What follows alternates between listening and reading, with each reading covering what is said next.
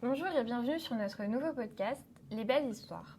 L'idée de ce podcast est de vous présenter nos collaborateurs à travers leur parcours lors d'un échange en tête-à-tête. Nous sommes ravis d'accueillir Grégory Cauchois, directeur adjoint au sein de la direction des systèmes d'information, pour ce premier épisode. Bonjour Grégory. Bonjour. Peux-tu nous en dire plus sur ton recrutement chez Keio ? Pour faire rapide, j'ai fait un master en imagerie numérique en Angleterre. J'ai travaillé dans plusieurs domaines, le spectacle interactif, la défense, l'aéronautique, le jeu sur mobile. Après un an en Argentine, quand je suis revenu en France, j'ai été contacté par un cabinet de recrutement pour un entretien avec Keio. Je ne connaissais pas du tout la société, je ne connaissais absolument pas les télécoms. Ça n'a pas été un problème, le cabinet m'a très bien vendu le poste de développeur C++ dans l'équipe de provisioning. Ça cochait pas mal de cases, la technique, la taille de la boîte, c'était une trentaine de personnes, et l'ambiance. J'ai passé l'entretien avec mon futur chef de l'époque et avec notre directeur général adjoint, mi-janvier 2014. L'entretien s'est très bien passé, beaucoup d'échanges techniques, il y avait de la passion dans les deux sens. J'ai pas mis beaucoup de temps à accepter le poste car j'ai rejoint les effectifs 2 semaines après. Après un si bon feeling pendant les entretiens, comment s'est passée ton intégration chez Keio ? Ça s'est très bien passé, j'ai été mis dans l'ambiance directement. Pendant des heures, tout le monde pouvait rester concentré à travailler et d'un coup, tout le monde se mettait à tirer des fléchettes de nerfs dans tous les sens pour se défouler. Et après, on revenait à la journée de travail normale. Quasiment toutes les semaines, la majorité des gens allaient boire un verre au bar du coin avec les gens d'autres services. Ça a vraiment soudé les équipes. C'était les after-work avant l'heure. Tous les vendredis midi, l'intégralité du SI et du réseau allaient manger ensemble. Ça se voit qu'il y a toujours une aussi bonne entente aujourd'hui. Et côté prise de poste, comment ça s'est passé ? Ça s'est bien passé. Dès mon arrivée, on m'a mis sur un nouveau projet en totale autonomie. J'ai été formé par plusieurs collègues, qui sont d'ailleurs quasiment tous là encore en 2023. On m'a laissé monter en compétence sur plusieurs technologies, beaucoup de PHP, du Python, du système, du JavaScript, un petit peu de tout. L'avantage de tout faire nous-mêmes chez Keio, c'est que si on le veut et si on le peut, on peut toucher à d'autres choses. Les semaines ne se ressemblent jamais et c'est ça qui est vraiment top au SI de Keio. Aujourd'hui, tu es directeur adjoint de la DSI, mais avant d'arriver à ce poste, quel a été ton parcours chez Keio ? Ce qui est bien chez Keio et à la DSI, c'est qu'on fait confiance aux gens, on les responsabilise, et si on doit rajouter des postes de lead, de manager, on va d'abord chercher en interne si des gens correspondent au poste, et surtout, s'ils le veulent. Et vu que tout se passait bien, et qu'on cherchait à agrandir la DSI déjà en 2018, l'équipe dans laquelle j'étais s'est agrandie, et je suis passé responsable adjoint de l'équipe provisioning et plateforme, avec la gestion d'une partie de l'équipe. C'était un premier pied dans le monde du management, et ça m'a donné l'impression d'apporter une pierre de plus à l'édifice, tout en continuant à développer, et je trouvais ça assez chouette.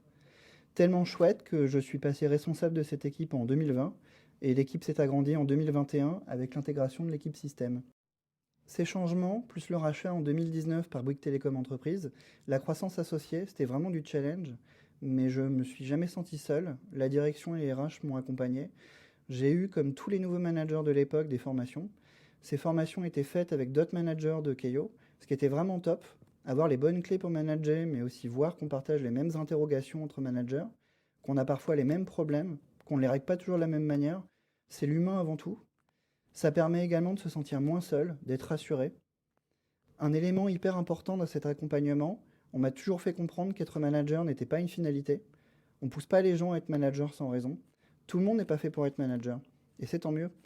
Ne pas vouloir être manager ou tenter l'expérience et demander à revenir en arrière, c'est en rien un échec, au contraire. Ce qu'on veut au SI et partout ailleurs dans la boîte, c'est que les collaborateurs se sentent bien à leur place. Et un manager triste, c'est une équipe triste. Suite à ce rachat et la croissance associée, ça a été un gros changement pour la DSI. Comment vous avez évolué suite à cela ?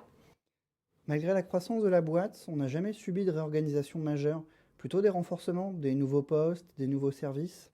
Début 2022, il y a eu plusieurs renforcements au sein de la boîte. Côté DSI, nous étions 5-6 responsables, mais ensuite nous étions gérés directement par notre DGA, qui ne pouvait pas tout faire.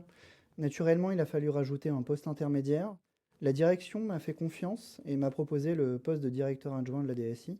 Comme je disais tout à l'heure, il y a toujours cette volonté chez Keio de chercher d'abord en interne. J'ai accepté avec plaisir, mais avec une certaine appréhension quand même. C'était encore un beau challenge. Une fois de plus, on a été très bien accompagné. On a eu droit à un nouveau programme de coaching de management avec différents niveaux. Un coaching pour les managers de managers et pour les managers de proximité. J'ai beaucoup apprécié ces coachings qui nous sortaient de notre zone de confort et toujours dans une ambiance bienveillante. On se découvre tous des faiblesses, mais sans jamais être ridiculisé. L'idée, c'est de travailler ses faiblesses et de s'améliorer. C'est plus exactement l'entreprise que j'ai connue en 2014, évidemment. On n'a plus la même taille, on n'a plus de cafetière maison dans l'open space, on ne peut plus manger tous ensemble au SI car on est trop nombreux. Mais tout est fait pour garder un lien, on continue de boire des verres, on a les after-work de Keio, on a le onboarding pour les nouveaux collaborateurs, les soirées d'été et d'hiver, et on continue de manger entre équipes. Cette croissance, ça nous permet d'avoir des projets vraiment intéressants, d'avoir des perspectives d'évolution qu'on n'aurait pas eues sinon. On a des locaux vraiment agréables et on garde cette autonomie et cette force de proposition qu'on avait quand je suis arrivé. On a une DSI qui est plus cadrée aussi, forcément. On a plus de process, on accompagne mieux les nouveaux, on a plus d'outils à dispo et on priorise mieux les demandes. Ce qui est important avec la nouvelle prise de poste, pour moi comme pour d'autres, c'est une volonté vraiment de l'entreprise de donner du sens, informer au maximum les gens de ce qui se passe dans l'entreprise, de l'impact des projets sur lesquels ils bossent. Qui dit croissance dit forcément plus de clients, mais aussi plus de partenaires et de collaborateurs. Ça fait plus de gens qui utilisent nos outils en interne et c'est plus de responsabilité, de rigueur pour les développeurs. C'est aussi une plus grande fierté et plus de reconnaissance sur ce qu'on fait. Et quelle suite pour toi et la DSI ? C'est de recruter. On a la chance d'avoir un turnover assez faible. La majorité de la DSI d'aujourd'hui est composée d'anciens. On recrute malgré tout avec la croissance. On a une belle roadmap. On a plein de beaux projets qu'on doit mettre de côté pour l'instant en attendant ces recrutements. On cherche entre autres un ou une lead d'exploitation, idem côté système, et à agrandir ces deux équipes, entre autres. On cherche des gens débrouillards avec un minimum d'autonomie, un minimum de curiosité, qui soient sociables. C'est hyper important pour nous. Et pour les gens qu'on recrute, de ne pas être de simples exécutants. Bien évidemment, on ne demande pas de moutons à 5 pattes. Toutes nos demandes sont modérées et on accompagne les gens sur tous les postes. Merci beaucoup Grégory pour ce témoignage. On espère que ce podcast vous a plu. N'hésitez pas à vous rendre sur jobs.keio.com pour découvrir toutes nos offres. On se retrouve bientôt pour un nouvel épisode.